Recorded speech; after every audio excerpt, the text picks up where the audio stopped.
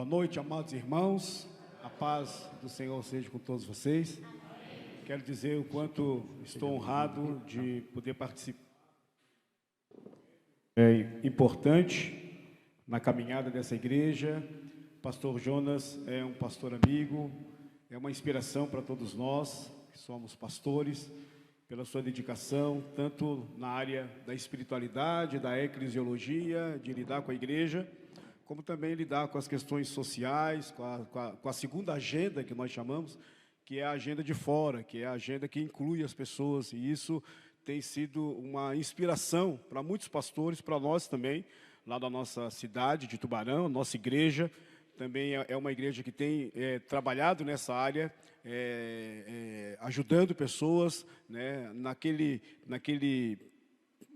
viés do Pacto de Lausanne, né, de 1974, né, pregando o Evangelho para todos, o tempo todo, em todo momento e em todo lugar, o Evangelho todo.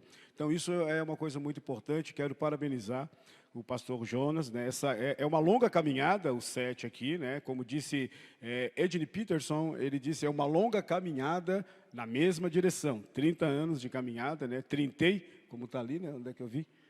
Eu vi em algum lugar aí, trintei, né? Então, é uma longa caminhada, e uma caminhada longa assim, somente a graça do Senhor para abençoar e ajudar nessa longa jornada. Bem, está comigo o missionário João Guilherme, também Luciano, da nossa igreja. Eles fazem parte do nosso projeto, que é um projeto que nós temos no centro da cidade de Tubarão, projeto 24 horas também, que atende pessoas moradores de rua, pessoas com bastante dificuldade na área social, e o nosso projeto, encampado pelo João Guilherme, tem sido uma bênção na nossa cidade ali também. E essa igreja tem sido inspiradora para nós. Essa semana mesmo nós recebemos o pessoal da Universidade de Curitiba, da Uninter, que tem mais de 500 mil alunos, e eles estiveram se reunindo conosco para a gente também pensar nessa parceria, né? Inclusive pensei até no pastor Jonas, porque eles lá têm a Colab, que são os colaboradores no Brasil que ajudam pessoas que trabalham com projetos sociais, e o nome do pastor Jonas eu quero enviar para lá, para ver se a Colab possa também abençoar vocês, né, pelo projeto que tem que levar, assim como tem abençoado também vários projetos lá na nossa igreja. Nós trabalhamos lá com Libras, trabalhamos lá com autismo, trabalhamos lá com tantos projetos sociais para abençoar a igreja. E para mim é uma alegria, nesta noite, poder participar deste aniversário de 30 anos do 7 dessa igreja, que tem sido uma inspiração para todos nós. Bem, quero convidar você para abrir sua Bíblia comigo. Se coloque em pé só um minutinho. Texto conhecido da palavra de Deus, Evangelho segundo escreveu São Mateus, capítulo 15, versículo 21. Evangelho de Mateus, capítulo 15, versículo 21.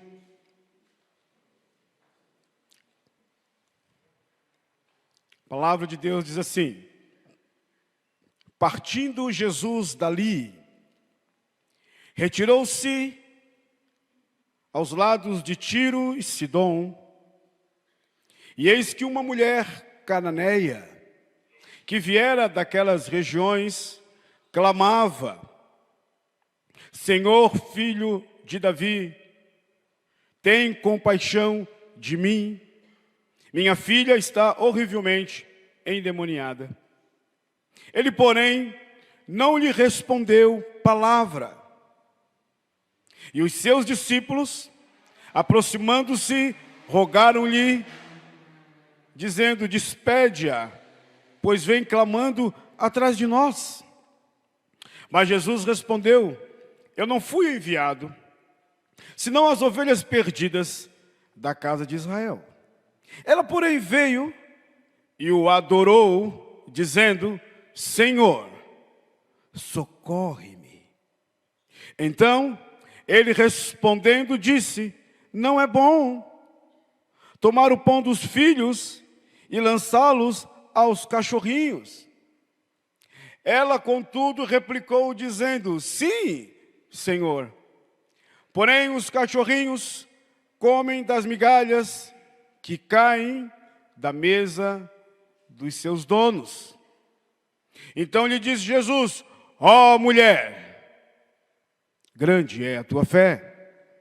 Faça-se contigo como queres. E desde aquele momento, a sua filha ficou curada. Amém e amém. Louvado seja o Senhor. Pode tomar assento em nome de Jesus. Dizem que o mundo está dividido em 3 tipos de pessoas. Primeiro, por aquelas que vivem no mundo dos sonhos, e só dos sonhos e das fantasias. Segundo, por aquelas que vivem somente pela sua sobrevivência, casa, trabalho e família, e não colabora com quase nada. E terceiro, por aquelas que querem dar um sentido maior para a sua existência e deixar um legado para as próximas gerações. O que falar de Martin Luther King, conhecido entre nós, pastor batista americano, que olhando aquele cenário de segregação racial nos Estados Unidos, irrequieto, ele então marcha para tentar mudar aquilo. Ele fala vários discursos, mas o mais conhecido dele é justamente esse: eu tenho um sonho que um dia negros e brancos possam andar de mãos dadas pelo campo da Geórgia e que o homem não seja julgado pela sua cor, mas pelo seu caráter, disse Martin Luther King. Ele é alvejado em Memphis, em 1968. Ele recebe o Prêmio Nobel da Paz e deixa um legado mostrando para nós que para Deus todos são iguais. Ele mesmo disse: podem fazer tudo o que vocês quiserem conosco, todavia nós ainda vamos amar vocês. O presidente dos Estados Unidos, Richard Nixon, ficou profundamente maravilhado, como qualquer um poderia ficar, quando em 1969 os astronautas do Apollo pousaram pela primeira vez na Lua, um grande feito. Nixon, ele disse algo interessante, ele disse: é o maior dia desde a criação do mundo, disse ele. Porém, naquela plataforma estava o Dr. Billy Graham, pastor batista. Ele falou baixinho, solenemente, para o presidente. Ele disse: você está esquecendo do Natal e da Páscoa. Porque o Natal é o nascimento de Cristo, a encarnação do Verbo. E a Páscoa é a expressão eloquente de Deus para nos salvar. É o sacrifício expiatório de Cristo no Gólgota. Você esqueceu isso? Mais tarde, Dr. Billy Graham, ele falou algo interessante. Ele disse assim: não, o maior acontecimento da história não foi o homem subir e pisar na lua. O maior acontecimento da história foi Deus descer e pisar a terra dos homens. Os conflitos do homem. É Deus se miscuir no antropos, na antropologia. É Deus agora estar próximo de mim e de você. E por isso, quando nós olhamos para os evangelhos, quando nós olhamos para a vida de Jesus, quando nós percebemos o rastro deste Nazareno, nós percebemos coisas maravilhosas. E essa aqui é uma das porções que narra justamente isso. Narra a história de uma mulher cananeia que se encontra com Jesus Cristo.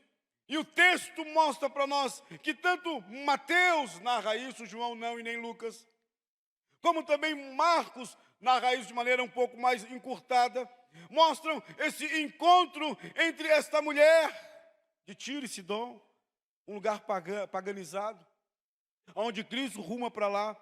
mais ou menos uns 80 quilômetros ao sudoeste da Galileia. Jesus vai para lá, vai para aquelas bandas, vai para o norte. O ministério dele é um ministério peripatético. Jesus, ao mesmo tempo que está na Pérea, ele está na Judéia. Ao mesmo tempo que está na Judéia, ele está na Galileia. Ele atravessa o deserto de Judá. Ele prega o evangelho, ele vai para o norte, ele vai para o sul. O ministério dele é irrequieto. Ele se encontra com muitas pessoas. Jesus Cristo, nesse ministério peripatético, agora ruma para lá. Ruma para as fronteiras paganizadas, onde os judeus jamais iriam. Jesus vai. Jesus vai rompendo fronteiras, vai rompendo barreiras para se encontrar com o próximo, para se encontrar com o outro.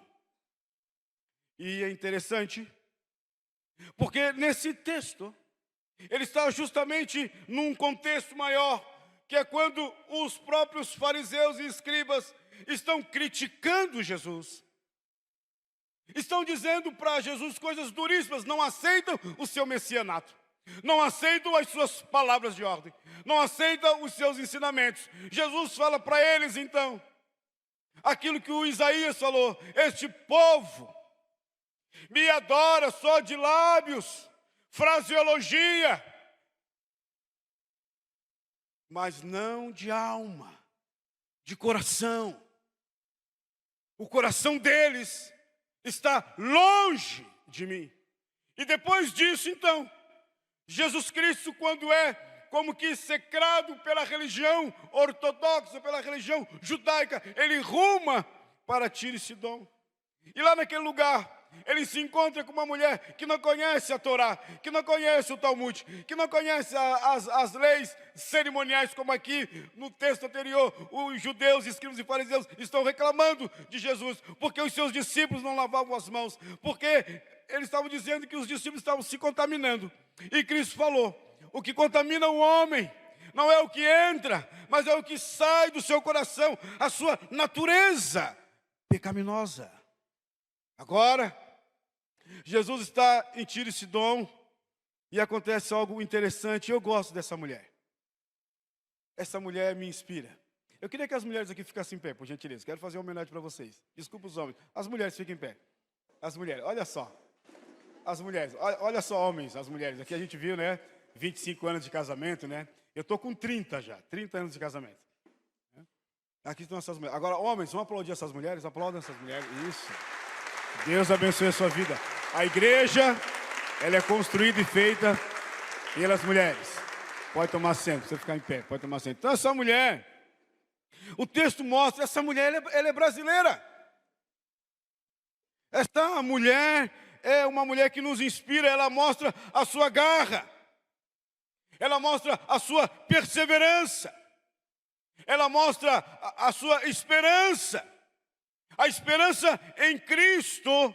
Essa mulher Ciro-Fenícia aqui mostra para nós, ela depositou total confiança em Cristo. Interessante isso, porque a religião não confiou, a religião o rejeitou, e agora essa mulher, com garra, com força, ela vai diante de Jesus Cristo e deposita total confiança em Jesus Cristo. O Dr. Pinguim, ele disse: a esperança é como uma luz que atravessa a escuridão da noite. Quando perguntaram para George Miller, qual é o sucesso de você alimentar mais de 9.000 órfãos em Bristol, de você viajar por tantos lugares do mundo inteiro pregando a mesma pregação, de você ler a Bíblia mais de 200 vezes, qual é o sucesso de você orar e 5.000 orações respondidas? Ele disse: George Miller morreu para George Miller. O que ele quer dizer isso? George Miller confia plenamente em Deus, no Senhor. Foi o que aconteceu com esta mulher aqui. Ela aproveitou a oportunidade porque Jesus Cristo estava passando por ali. Ela aproveitou a grande oportunidade porque o texto mostra para nós. Marcos dramatiza o texto. Ele diz que Jesus tentava se esconder daquela mulher. Tentava se esconder dela. Ele foi para Tiro e Sidom como que num retiro, tentando ficar quieto, mas aquela mulher o descobre, aquela mulher sabe seu endereço. Ele tenta se esconder dela, mas ele não consegue se esconder dessa mulher. Ela busca o Senhor. E a palavra de Deus é tão clara. E eu tenho falado isso lá na nossa igreja, porque é um tempo que nós temos que buscar a Deus. A palavra de Deus diz: buscar-me-eis e me achareis quando me buscardes de todo o vosso coração. Deus não está lá distante. Como na Idade Média eles criavam aquelas catedrais, aquelas abóbadas, que parece que Deus está longe, parece que Deus está distante. É o Deus deísta que criou o mundo e foi embora e deixou nós aqui cheios de problemas, governados por leis naturais. Não, Deus não está distante. Deus não está longe na abóbada que a gente olha e parece que é impenetrável. E esse Deus, não. Deus é o Deus que se deixa achar. É o Deus que se deixa buscar. Buscar-me-eis e me achareis quando me buscardes de todo o vosso coração. Essa mulher buscou. Jesus quis se esconder, mas na brincadeira do esconde-esconde, ele perdeu para ela. Ela busca ele, ela vai atrás dele. O faro daquela mulher, o seu foco, a sua utopia, a sua perseverança. Preste atenção. É um protótipo para todos nós que estamos aqui. A perseverança de sempre continuar fazendo as mesmas coisas para a glória de Deus. A fé, sempre confiar nesse Deus, não importa as circunstâncias, os problemas adversos dessa vida. Continuar perseverando, esse faro dessa mulher, essa sensibilidade feminina que vai buscar o verbo da vida que é Cristo, nos inspira, nos ajuda. Por isso que Plutarco, ele disse: a perseverança tudo vence e pode mais do que a força. Aquela mulher era frágil, mas ela buscou ao Senhor, ela perseverou, ela enfrentou os problemas com a cabeça erguida. As várias barreiras que no texto você vai olhar, humanamente falando, que era impossível, mas pela fé e com convicção e perseverança, ela transpôs tudo isso. Eu me lembro de John Bonham. Ele foi jogado na prisão pelo rei James no século XVI. Ele era um puritano. Ele ficou 12 anos preso para tirar a sua fé, arrancar a sua perseverança. Mas John Bonham, ele não deixou ser engolido pelas circunstâncias. Ele não deixou ser engolido pela estrutura organizacional, religiosa da sua época. Pelo contrário, ele começou a buscar a Deus, ele começou a depositar fé no Senhor, ele começou a crer em Deus, e Deus então dá para ele um dos clássicos mais importantes da historicidade da igreja, que é o livro O Peregrino. O Peregrino, depois da Bíblia, é o livro mais lido no mundo, que narra e conta a saga de um homem que agora é cristão, tem que ir até a cidade de Deus, e nesse processo e nesse caminho de ir até a cidade de Deus, ele vai enfrentar uma série de dificuldades. John Bonham, ele nos ensina a perseverança. E esse texto que nós lemos mostra para nós os passos dessa mulher. Às vezes nós olhamos para o texto e percebemos o milagre que aqui ocorreu. Ocorreu um milagre aqui, é verdade. Ocorreu aqui uma manifestação poderosa, sobrenatural de Deus aqui com essa mulher. Mas mais importante do que somente focar no milagre, é nós percebermos o processo do milagre, os passos que vai até ele, o coração que chega até ele. E William Barclay, erudito na língua grega, analisando esse texto no original, ele chega a uma conclusão que eu achei interessante. Ele chama essa passagem de persistência indômita, motivada por uma esperança inquebrantável, falou William Barclay. uma persistência desta mulher. Essa mulher que persistiu diante das várias barreiras que a gente percebe no texto, das vozes que cruzam e saem dos lábios de Jesus, das vozes que cruzam e saem dos lábios dos apóstolos, da dificuldade de ela ser uma pagã, ela não era da comunidade judaica, a dificuldade de ela se aproximar de Cristo, como que naquela época não era assim como é hoje. A dificuldade de ela ouvir os discípulos carnais de Jesus falar e ser insensível à dor, ao flagelo humano, dizendo, despede essa mulher, ela vem gritando igual uma louca. Aliás, os sociólogos dizem que a nossa geração é a geração Dr. Spocker, é a geração insensível, é a geração que perdeu a alma e o coração.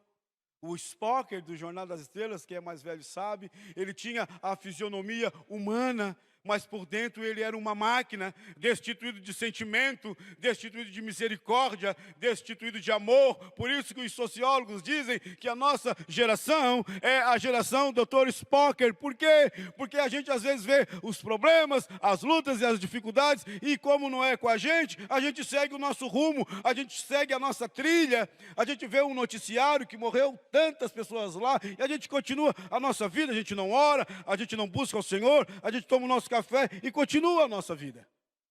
É uma geração insensível, como foi os discípulos aqui. Essa mulher enfrentou muitas barreiras, como muitas barreiras enfrentou o 7 ao longo desses 30 anos. Essa mulher enfrentou muitas barreiras que se levantam, como eu e você também enfrentamos as barreiras que se levantam na nossa caminhada de fé, na nossa caminhada como igreja, na nossa caminhada como marido e mulher, na nossa caminhada como servos de Deus, as lutas que vão avolumando e que nós não podemos ser tragados pelas circunstâncias. Lá na nossa igreja, eu tenho falado aos irmãos que nós não podemos ser tragados pelas circunstâncias. O que é as circunstâncias? Aquele círculo na qual nós estamos inseridos, pode ser com problemas, com dificuldades. Nós devemos sempre ser altaneiros, levantar os nossos olhos e confiar sempre que Deus é o Deus poderoso. Que as circunstâncias não podem me engolir. Nós temos percebido isso, pelo menos lá. Nossa igreja é uma igreja grande. Lá nós temos percebido que muitos irmãos estão sendo engolidos pelas circunstâncias deste mundo. Dessa aldeia global de 7 bilhões de pessoas, com seus problemas, com as suas dificuldades, com as suas utopias, com os seus sonhos.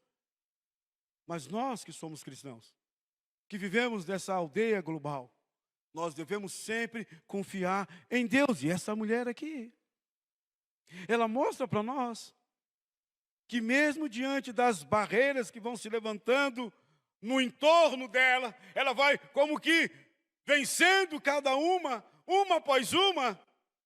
E por isso, no final, ela recebe a bênção de Deus. Eu gosto dessa mulher porque o texto fala para nós, partindo dali, Jesus, ele retirou-se para o Tiro e Sidom.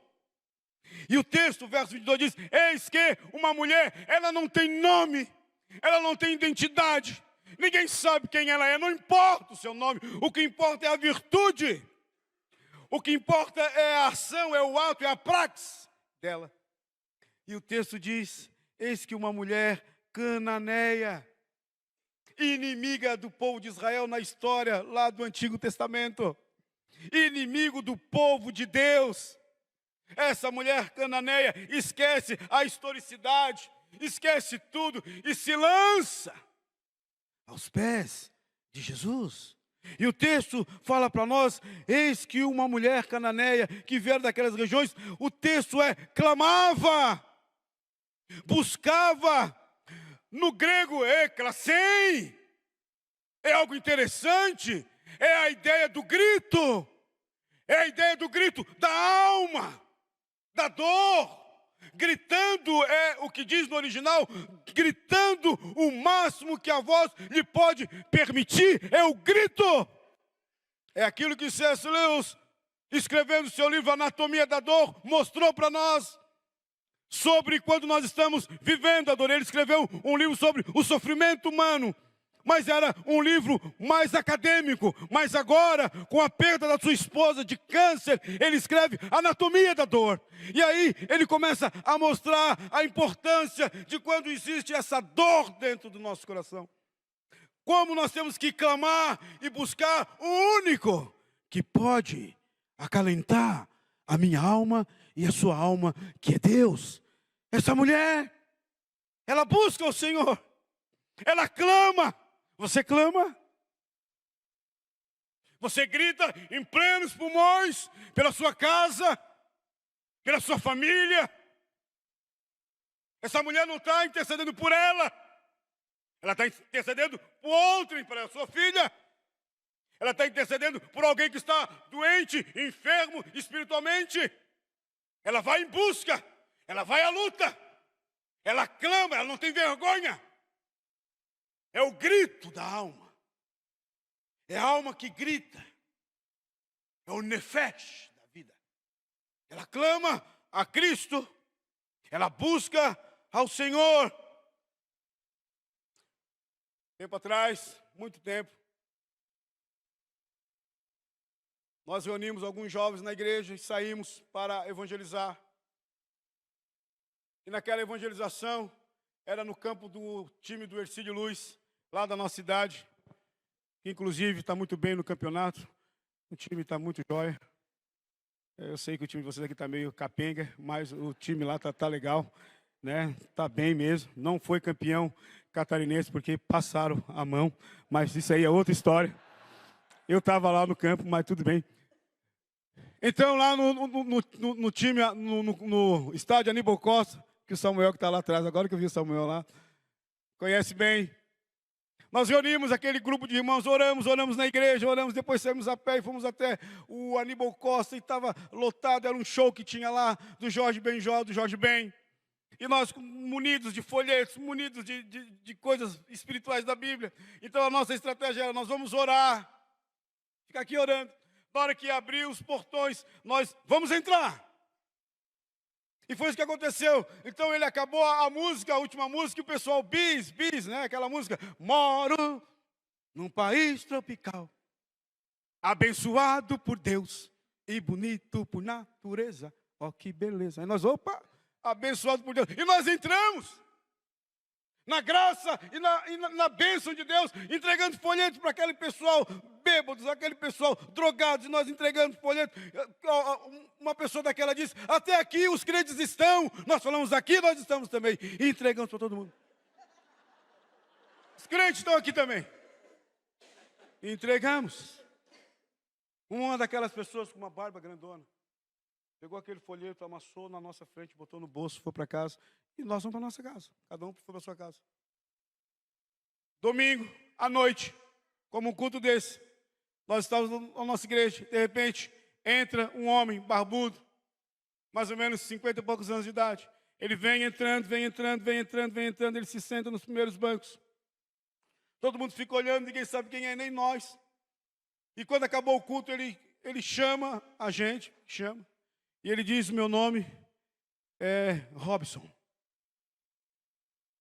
Eu falei, o seu nome é Robson? Primeira vez que você vem aqui? Não, eu vim aqui, sabe por quê? Porque ontem vocês foram lá no campo e eu estava lá, bêbado, drogado. E eu peguei aquele folheto com raiva, amassei, botei no meu bolso. Mas de manhã cedo, quando eu me acordei, aquele folheto estava no bolso da minha calça. Eu peguei aquele folheto, eu tirei aquele folheto, abri ele, desamassei. Quando eu li aquele folheto, aquelas palavras que estavam ali da Bíblia, pulou e entrou no meu coração. E eu comecei a sentir algo diferente. E eu olhei atrás e vi o endereço da igreja de vocês, e por isso eu estou aqui.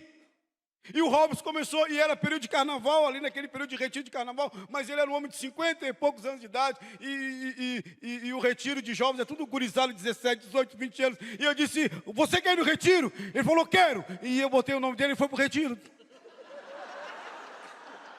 E lá no retiro ele se converteu. E lá no retiro Deus transformou a vida do Robson. E lá no retiro ele mudou a história dele. Ele era um funcionário público do antigo BESC, Banco do Estado de Santa Catarina.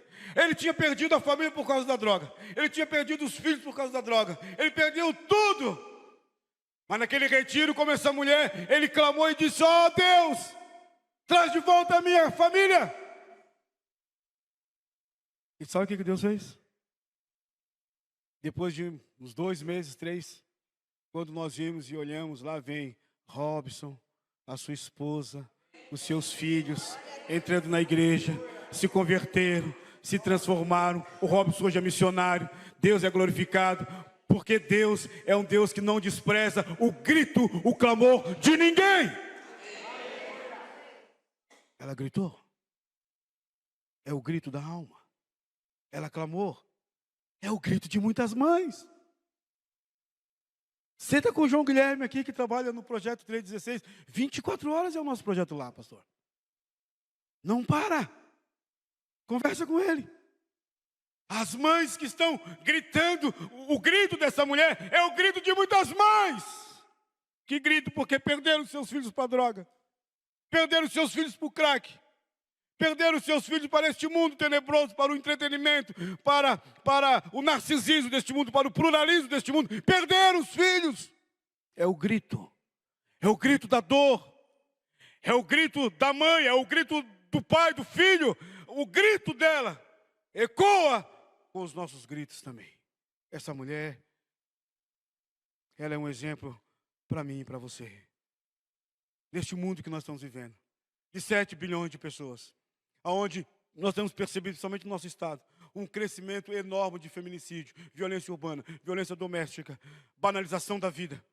Nós que somos crentes, nós que estamos aqui nesta noite, devemos cada dia clamar e buscar a esse Deus que não está morto, como quis Friedrich Nietzsche, o filósofo. Não, Deus está vivo e ativo no nosso mundo. Essa mulher, ela clamou, olha como ela clamou. Os religiosos do texto anterior, depois na sua casa você lê, não reconheceram Jesus como Messias, não reconheceram Jesus como filho de Davi, mas ela reconhece. O verso 23 é muito claro.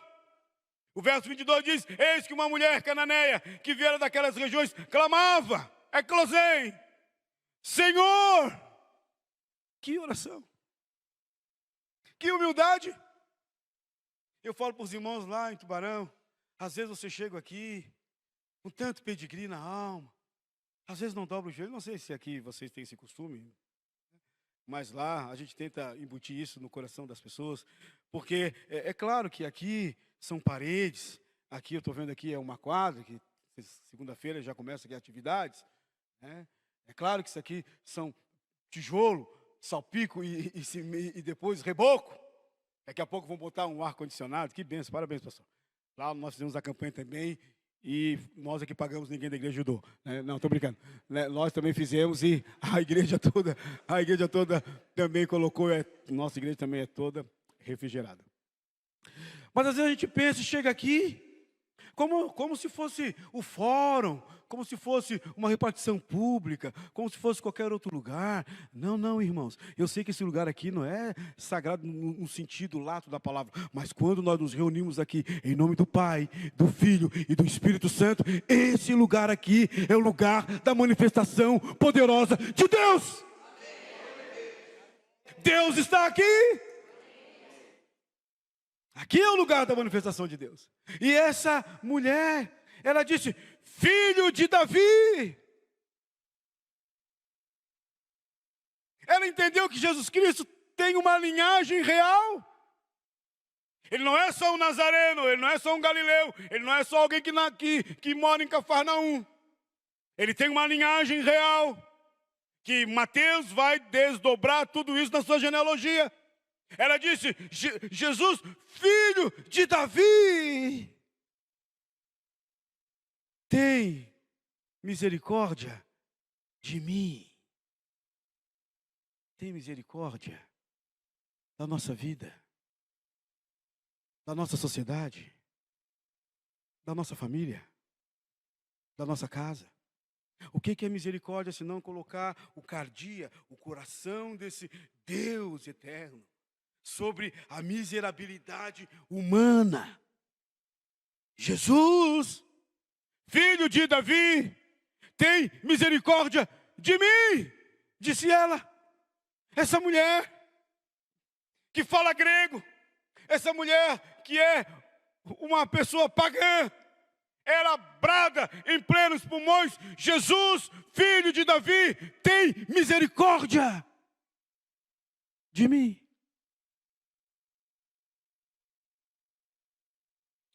Dr. Miller, ele disse: quando contemplares a miséria estampada no rosto do teu próximo, permita que ele veja a misericórdia em teus olhos. Vou repetir. Quando contemplares a miséria estampada no rosto do teu próximo, permita que ele veja a misericórdia em teus olhos. E miséria aqui não é só o prospecto de dinheiro. Pode ser de alma. Pode ser a luta que ele está enfrentando naquele momento. Aliás, nós temos que resgatar a palavra shalom. A palavra shalom foi perdida nos corredores da igreja evangélica no Brasil. A pressa contemporânea faz a gente descaracterizar essa palavra. Por quê? Porque a semântica dessa palavra não tem muito a ver com aquilo que a gente faz depois do culto. Porque acaba o culto, o pastor aqui vai dar a bênção depois, e a gente diz: Pai do Senhor, irmão, Pai do Senhor, irmão. Aqui é Pai do Senhor, não? Aqui é paz de Deus? É Pai do Senhor? É boa noite? É a paz do... O que for melhor, tá bom. Mas lá na nossa comunidade, nós temos o costume de dizer: a paz do Senhor, irmão. A paz do Senhor, irmãos.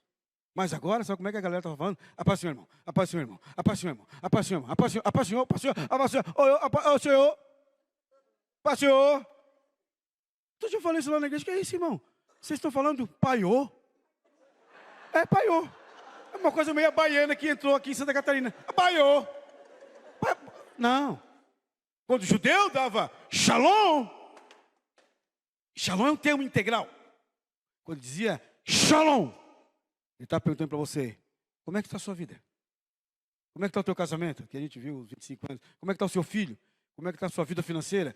Como é que está a sua vida integral? Shalom! Se você tivesse algum problema, você ia chamar ele para sentar e dizer: ah, irmão, estou passando por essa luta aqui com meu filho, na minha casa, no meu casamento, financeiramente eu me enrolei, eu preciso de ajuda e tal, então vamos trazer o shalom para cá. Aí você traz o shalom. Se ele não tinha nenhum problema, quando eu desse para ele o shalom, ele olhava para mim e dizia: shalom! Ou seja, ele dizia: a paz integral está no meu coração. Então a gente perdeu isso. Essa mulher aqui, ela busca essa misericórdia, essa paz de Deus no coração dela. E o verso 22, eu acho interessante porque diz assim: eis que uma mulher cananeia, que viera daquelas regiões, clamava: Senhor, filho de Davi, tem compaixão de mim.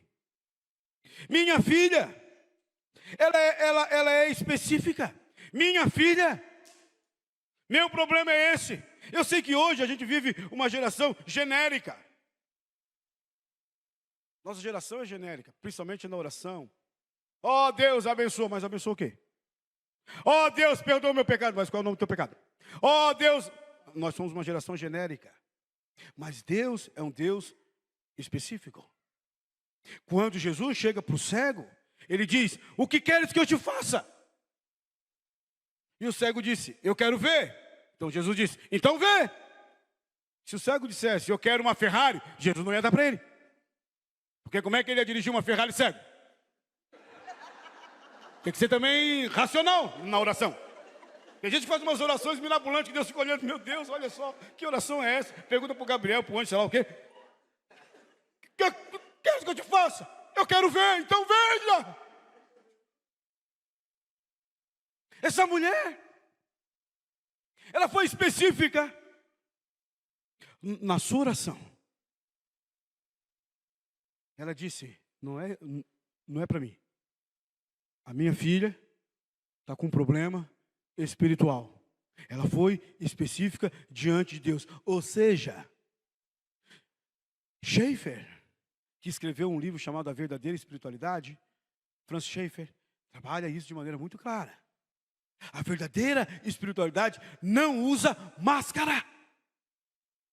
Não adianta você chegar aqui, bendito Deus Todo-Poderoso. Claro, você é batista, não vai falar isso, mas os assembleanos falam. Os assembleanos falam, Deus poderoso, Deus, aleluia, louvado seja o Senhor, que é o Criador, o soberano, o eterno, o imutável, o inefável. E o cara está cheio de problema na casa dele, que eu sei. E o cara está com problema com a família, está com problema de relacionamento com os filhos. Não é mais fácil ele se ajoelhar e dizer, Deus, ser intencional na oração. Não é mais fácil ele tirar a máscara da religiosidade e dizer, Deus, aqui está o meu pedido. Deus vai ouvir. Essa mulher foi intencional, ela tirou a máscara. Por exemplo, Jacó. Quando você estuda Jacó nunca falou o nome dele na Bíblia, sabia disso? Quando ele enganou o irmão dele para ficar lá com a primogenitura, quando ele fez todo aquele prato maravilhoso e levou lá para o seu pai assim rapidamente, com a ajuda da mãe, enquanto Esaú saiu para caçar, a mãe que tinha predileção pelo menino Jacó, disse, eu tenho um plano. Vamos pegar aqui mesmo dos rebanhos, vamos matar, preparar a comida aqui. Mas mãe, eu sou liso, eu não tenho pelo. Fica tranquilo. Ela então, inteligência artificial, que está na moda agora, já estava lá naquela época. Ela fez a inteligência artificial humana, cognitiva. Ela coloca pelos nas mãos, não sei como é que ela fez, durepox, não sei. Quando nós era pequeno, a gente colocava, farinha de trigo com água para tentar colar. Quando ele chega diante do pai, o pai disse, mas que rápido essa caça. Ele diz, não, olha só, ele usou o nome de Deus. Não, Deus me abençoou. E o pai diz assim, mas os pelos é de Esaú, mas a voz é de Jacó. Ele não falou que era Jacó. Quando ele vai embora, para Padã, né? Quando ele chega no poço, que encontra Raquel, que mais tarde vai ser sua esposa, ela pergunta, quem é você? Ele não diz o nome dele. Ele diz, eu sou sobrinho de Labão. Agora, depois de 20 anos, ele rica, ele tem filhos, as 12 tribos de Israel saem do lombo dele. Mas ele tem que voltar, ele tem que retornar, ele tem que regressar. Então ele tem que passar o val de Jaboque. E ele passa todo mundo, ele passa os gados, ele passa tudo que ele tinha, os seus filhos e tudo, ele vai passando. Ele fica a sós com Deus. E quando nós ficamos a sós com Deus, nós não podemos usar máscara, porque Deus é onisciente, Ele conhece todas as coisas. Deus perguntou para ele, quem é você? Quem és tu? E pela primeira vez, ele tira a máscara. Ele diz, o meu nome é Jacó. Enganador, suplantador. Desde o ventre já queria enganar o meu irmão, saindo na frente, porque ele ficou agarrado no calcanhar do Esaú, dizendo assim, eu quero nascer primeiro. Cabra. Agora diante de Deus, sem máscara, despido, nu, espiritualmente. Deus diz, não te chamarás mais Jacó, mas sim Israel. Deus muda a identidade, Deus muda o DNA de Israel, porque como príncipe lutaste com Deus e prevalecestes. Essa mulher. Ela não chega cheia de marra, ela não chega cheia de máscara, cheia de pedigree, nada. Ela é intencional. Ela é focal. Ela abre o coração sem rodeio, sem pedigree, sem religiosidade oca, vazia, sem sentido. Ela diz, a minha filha está possessa. Ela apresenta para Deus as suas necessidades, os seus problemas, a sua dor e anseio. Agora, há uma semana atrás, o nosso projeto T16, para levantar alguns fundos, fez um café colonial. E depois do café, eu ia fazer um casamento e a irmã me chamou. E disse, pastor, tenho que te contar uma coisa. Eu falei, o que foi? Para mim e para minha esposa. Eu estou ouvindo da boca. Eu falei, o quê? Da boca? É da boca? Sério? Você foi na boca? Boca de fumo mesmo? Da boca. Fui lá na boca mais perigosa da cidade. O que você vai fazer lá? Fui lá buscar o meu filho. A noite inteira eu andei para baixo e para cima, depois de 6 dias que ele não aparecia. Eu disse para o meu esposo, chega! Eu vou atrás dele, eu vou à caça dele, eu vou em busca dele. E ela foi aqui, um dizia que ele estava lá, e ela foi dizer que ele estava em outro lugar, até que ela chegou lá e perguntou para uma pessoa, eu sou a mãe do fulano, ela disse, você é a mãe? Ah, a mãe dele está aqui, a mãe dele está aqui, a mãe dele está aqui. E ele disse, então você tem que falar com fulano, e ela foi lá. E falou com o traficante, aquele que está lá, ele estava lá, todo magro, sequelado, aquele que está lá é meu filho, eu vim buscar ele. Sabe que aquele traficante ficou quebrantado, pastor? Quebrantado com o grito da mãe, com o clamor daquela mãe, com o desespero daquela mãe, e Deus ali também, e ela disse, o que ele deve? Ele disse, não, paga só R$80, oitentinha, e tá bom, pode levar. E ela levou o filho, levou para casa, amou, abraçou, beijou, tomou banho, se arrumou e tal, e agora ele está numa clínica para se recuperar.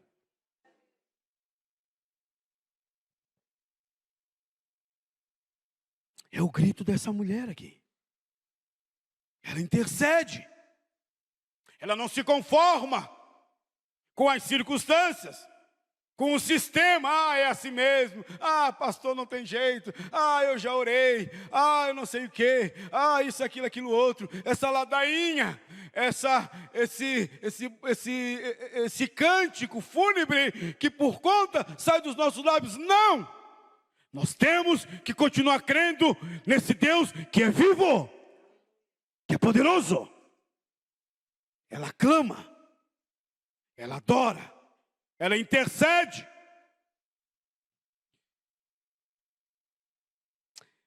Ah, Deus. Ela escancara a alma diante de Deus. Irmãos, deixa eu ver aqui que eu tenho tempo. Eu estou encerrando. Essa mulher, ela nos ensina 2 coisas. Primeiro, ela foi na pessoa certa. Isso é importante para nós.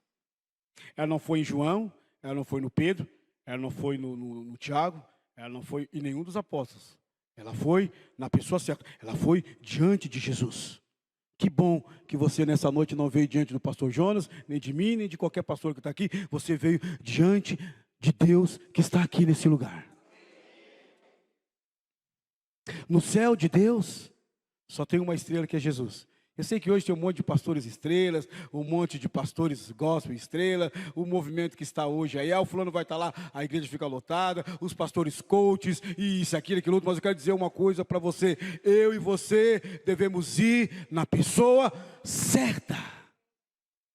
Ela foi na pessoa certa. Outra coisa, ela teve a atitude certa.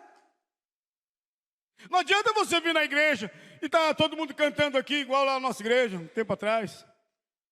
O louvor, todo mundo adorando a Deus. E o irmão lá, todo espiritual, no meio do culto. Por que não senta lá atrás? Carcará. Todo mundo louvando a Deus, aleluia. E ele lá, com a cara amarrada, maracujá de gaveta de 3 dias, lendo a Bíblia. Fazia assim ainda.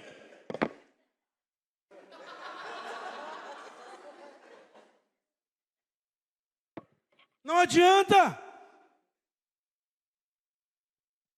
Você tem que ir a Deus, mas tem que ter a atitude certa. Se eu venho na igreja, eu venho para adorar. Para ouvir a sua palavra, 2 horinhas, 1h30, sei lá, aqui. Depois eu tenho a semana inteira para eu degustar essa palavra, para Deus me guardar, me abençoar, me ajudar, para Deus me orientar. Então, o seu coração, a minha mente, não pode sair como um cavalo chucro, o corpo está aqui e a mente está lá. O que eu vou pagar hoje? Não, peraí, eu deixei aquele negócio aceso. Não, o ferro ficou aceso. Não, peraí, mas a comida, não, o fantástico. Não pode. Ela teve a atitude certa. E olha só para a gente encerrar. Outro dia me mandaram lá o pastor Jonas. Um pastor falando, olha, para a gente encerrar. Bem, quando o pastor fala para a gente encerrar, é mais 15 minutos. Para a gente encerrar, pode botar mais 10 minutos. Não, estou brincando. Uma coisa que eu acho interessante é que no verso 23, diz assim para nós. Verso 23. Ela clama, ela coloca suas necessidades. Verso 23. Ele, porém, não lhe respondeu nada. Isso aqui é o silêncio de Deus. A agonia do silêncio de Deus. Deus em Cristo está em silêncio. John Piper escreveu um livro que eu acho muito interessante. Ele chamou O Sorriso Escondido de Deus. Quando você parece que Deus não está ali, Deus está sorrindo. No seu sorriso escondido, guiando a sua vida. Devemos entender, nesse texto aqui, nesse silêncio de Deus, que o tempo de Deus, às vezes, não é o nosso tempo. O relógio de Deus, às vezes, não é o nosso relógio.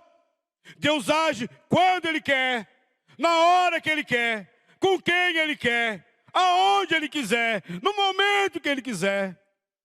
Essa mulher, ela enfrentou aquilo que teologicamente os reformadores chamaram de Deus revelatus, Deus abscônditus. Deus se revela, mas Deus também é oculto. Tem coisas que Deus vai mostrar para você, mas tem coisas que Deus não vai te responder. Como aquele irmão da nossa igreja que está sempre conversando comigo. Ele pergunta, eu digo, eu não sei. Nós temos que orar. Nós temos que nos ajoelhar e pedir a graça do Senhor.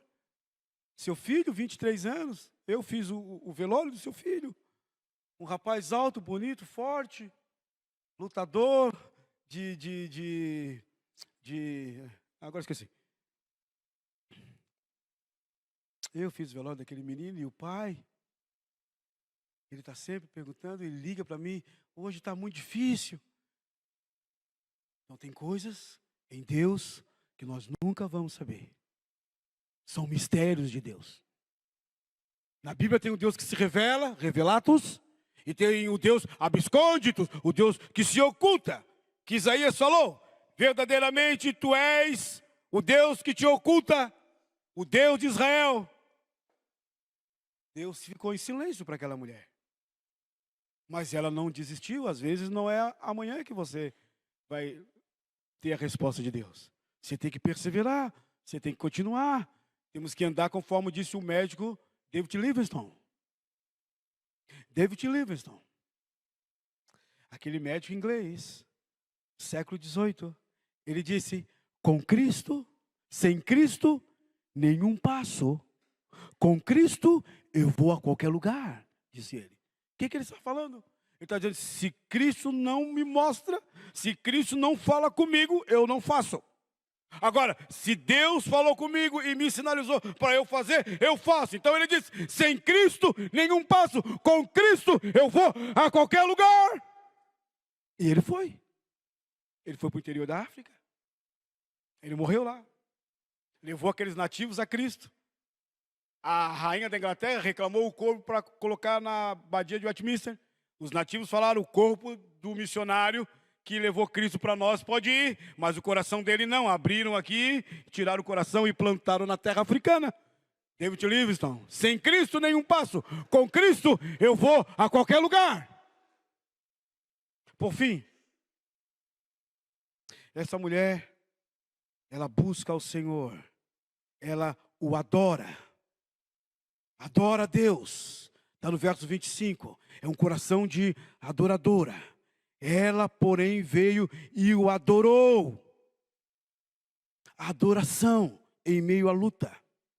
Adoração em meio às dificuldades.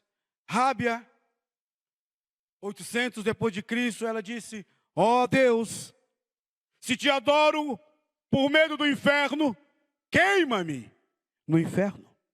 Se te adoro na esperança do paraíso, exclui-me do paraíso. Mas se eu te adoro por ti mesmo, não esconde de mim a tua beleza eterna.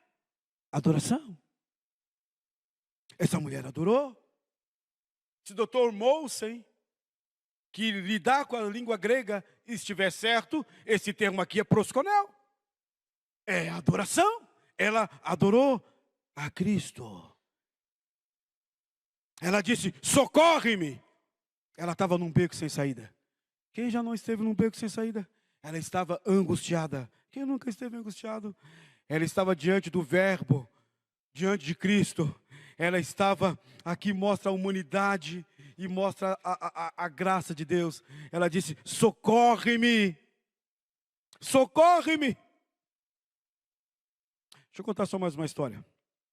Eu estou numa luta com a minha mãe faz 3 meses. Inclusive, ficamos aqui meses no hospital regional aqui de São José.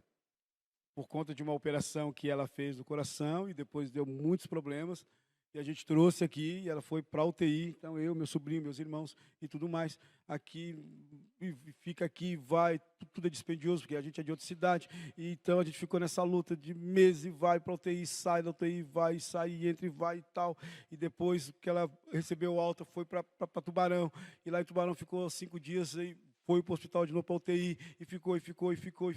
E aí agora ela saiu e tal, e depois voltou para a UTI. Lá fica a gente, faz escala isso, para ficar no hospital com aquela senhorinha e tal, lutando pela vida, mulher de Deus, e aquilo mais. Um dia ela falou para mim, sabe? Quando eu tinha 13 anos de idade, eu era empregada doméstica. E naquela época, quase 70 anos atrás, as empregadas domésticas trabalhavam no quartinho ao lado da casa do patrão. Não dormia dentro da casa. E naquele dia, começou a dar uma trovoada, relâmpago, ventania. E eu tenho medo, muito medo de trovoada, de relâmpago, de ventania. E eu não tinha ninguém ali. E naquele cantinho, o vento que cortava, a chuva que batia, a trovoada que riscava, o relâmpago que riscava o céu. Eu, naquele meu medo, eu não conhecia Deus, eu não sabia nem quem Deus era. Mas eu orei e disse, ó Deus, quando eu crescer, eu não quero nunca ficar sozinha. Me dê muitos filhos, me dê 13 filhos. 13 filhos. 13 filhos. Que oração ousada. Ela casou, teve o primeiro, teve o segundo, teve o terceiro, teve o quarto, teve o quinto, teve eu, sexto, teve o sétimo, teve o oitavo, teve o nono, teve o 10º, teve o 11º, o 12º, o 13º. 13 filhos. E essa semana ela estava falando para mim, como é bom ter bastante filho. Eu não me sinto sozinha. Porque os filhos estão ali ao redor dela. Porque os netos estão ali ao redor dela. O clamor dela para Deus, a busca dela para Deus, Deus ouviu a sua oração. Essa mulher aqui, ela disse, socorre-me, Senhor. E o Senhor socorreu. Eu encerro dizendo o seguinte.